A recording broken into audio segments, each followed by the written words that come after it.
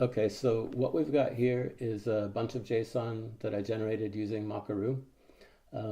It's basically an array with 1,000 child objects in it. Each child object pretty much looks something like this. Basically, it's got address information, auto information, personal information, etc. Okay, and I've taken that JSON and I've put it into a simple demo file that we can use to have a look at it. You can see here I've got a calculation, a data viewer confirming that it's got 1,000 children. And if we just look at the JSON itself, it looks like that. Okay, and what I'd like to do with this is use it to illustrate a custom function that I'd like to share. And that custom function is called JSONGetElementWhere. I'll leave the signature up there so we can refer to it as we do some illustrations with it. And the point of JSONGetElementWhere is that it looks through a large array or a large object of JSON, and it finds matching child values and returns those matching child values to you. And the way that you do that is you specify the path to a value that you care about, an operator that tells the function what sort of comparison you'd like to make, and a comparison value to which the value in each child will be compared, and it returns the results. So to illustrate, let's apply it our JSON. Let's choose a target path of state. So in this particular structure, it looks like address.state.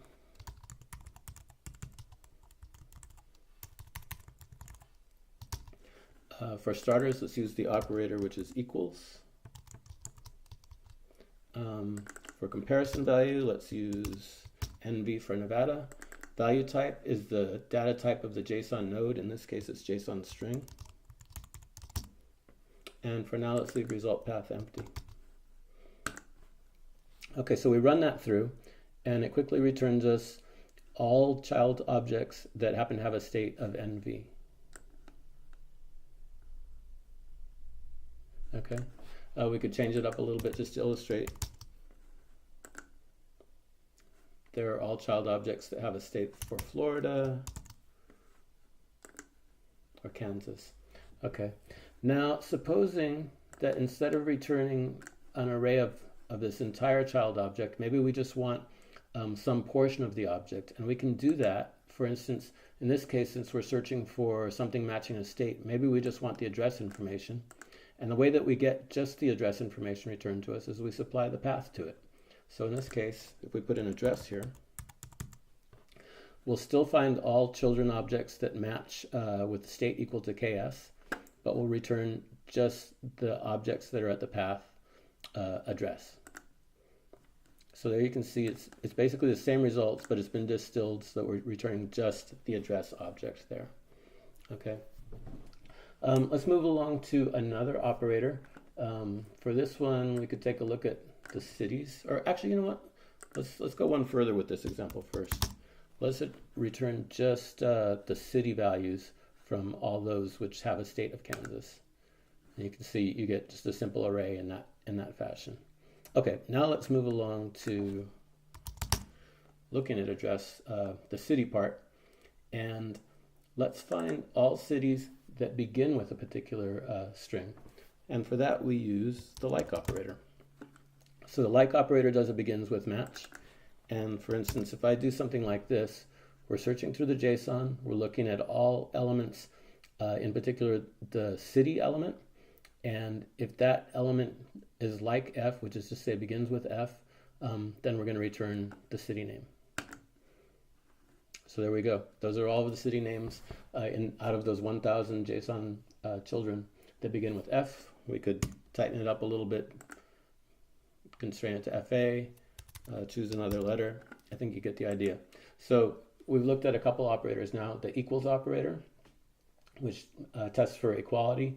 There's also an exact operator if you need case-sensitive string matching. This is the like operator here, which does it begins with match. And let's move along to another operator. And for that, let's take a look at the auto object, which has a value called make. And here, let's go back to equals for a minute. We'll find all autos that have a make equal to Honda. And let's return the auto object. Okay, there we have them. You can see the auto object here is basically make, model, and year. Okie doke. But let's say we wanted to find more than just Honda. Maybe we wanted to find a couple of different possibilities. There's an operator for that, which is the in operator, borrowing some nomenclature again from SQL. And it allows you to supply a return delimited list. So instead of just Honda, let's look for Honda, return Ford, return Hyundai. I think that's how I spell it. Okay, so let's see what happens. There we have it. We've basically matched all child objects that have a make, which is in any of these three possible values that we supplied, and we've returned just the auto portion. Let's strip it down just a little bit. We'll go back to just like Honda and Ford, and let's return something. There's an object in there called favorites, and that shows things like favorite color and whatnot. So in this example, in fact, let's strip it down a lot so we can just have fewer records here. We'll basically find everybody that owns a Honda, and we'll see their personal favorite information. Okay, so you can see the favorites is basically just an object with things like favorite animals, favorite color, and lucky number. Let's take a look at favorite animals.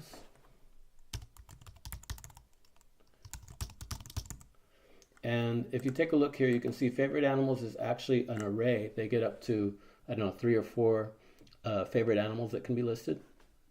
So if we return just that array, we get something like this, which is basically an array of array objects because we're listing the particular value there. But if we wanted to get specific, we could, and we could say return just the first element in each of these arrays by specifying an index of 0. And it would return those, second element, so on and so forth. Let's look again just at this one case here where we're returning the actual array of arrays. Supposing we wanted to consolidate all of those into one long list, we can do that by using the following notation. An array index of star, which says basically get me all of these guys and put them together.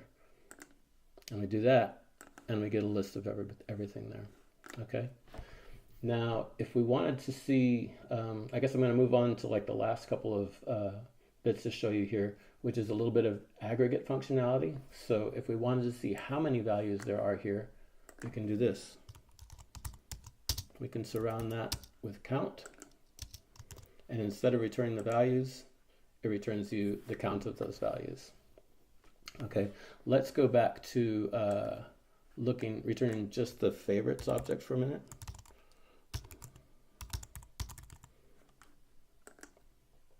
Okay, so there are the favorite objects. Again, we can do count on this object and see how many matches we've got. Count is basically going to look for non-empty, non-null values. So this will be the ones that count. Again, similar to SQL. Okay, so we've got 33 here, 33 matching objects. Let's take a look at one called lucky number so we can illustrate one last thing. So here what we're doing is we're looking for, let's change the make for a while. Why don't we do that? So everybody that has a Ford, we're going to list their lucky number. Okay, there they all are.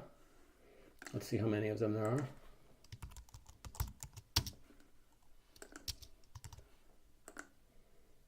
Okay, there's 91 of them.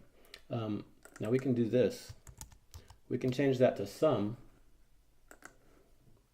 and it'll return the sum of all of those lucky numbers. And if we want to verify that, let's just do that for a second. Let's go back to listing all those values. Let's copy them for a second and throw this in the data viewer again, like this,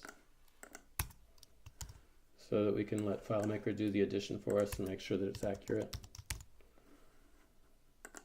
4,661. I believe that was the same thing that we got just a moment ago over here.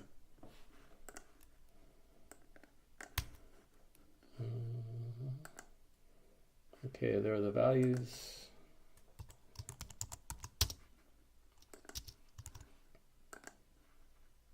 Same total. Okay, I think that's pretty much like a whirlwind tour of this function. I plan to do a little bit more QA on it and then post it and make it available to folks. Thanks very much for taking a look. Goodbye.